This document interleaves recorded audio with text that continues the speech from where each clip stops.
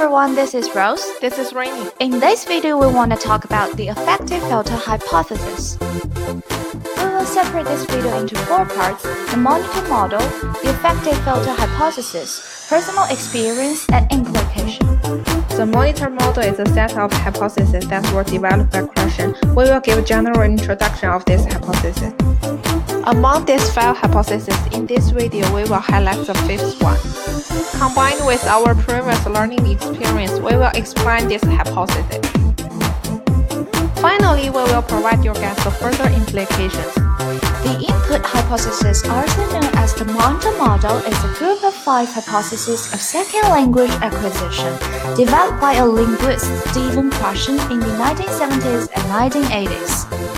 Krashen originally formulated the input hypothesis as the only one, but over time, the term has come to refer to the 5 hypotheses as a group.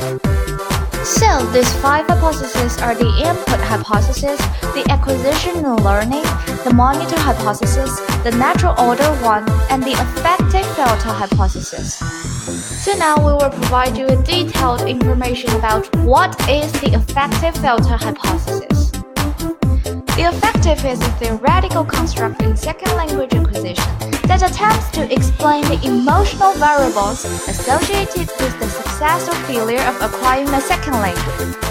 In addition to some objective factors, there are also some affective factors in language learning that are like a filter which filters the amount of input in learners' brains.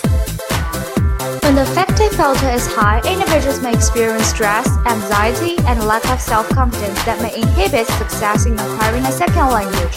On the other hand, a low effective filter facilitates risk-taking behavior in regards to practicing and learning a second language. There are 4 factors that may influence effective filter: motivation, attitude, anxiety, and self-confidence. Lack of desire, fear, or embarrassment can lead to a clog in effective filter.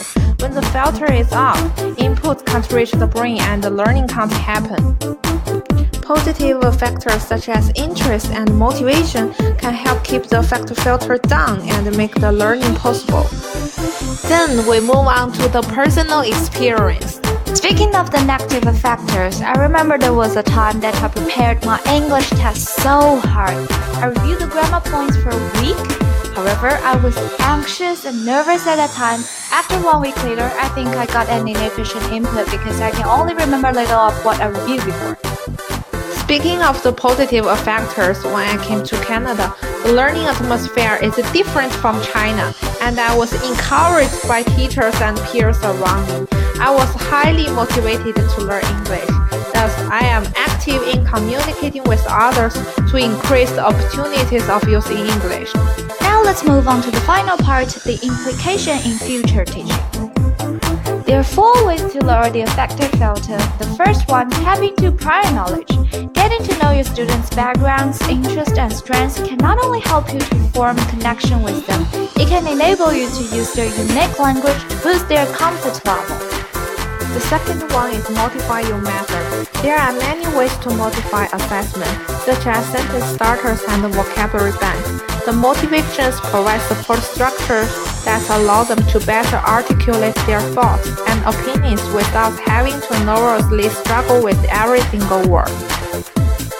The third one, create partnerships. Putting English learners in pairs or collaborative groups with students who are proficient or native speakers can help them learn from their peers' different backgrounds. These valuable partnerships can decrease fears or feeling of judgment and give students a sense of belonging over time. The first one, use specially designed strategies. It can offer different strategies such as incorporating learning games and visual aids. The key point is to create a comfortable yet structured approach where English learners become familiar with this method. This helps them feel less conscious and supported on a daily basis. For other implications, teachers should analyze students' learning motivation, motivate them, and help them process a positive attitude.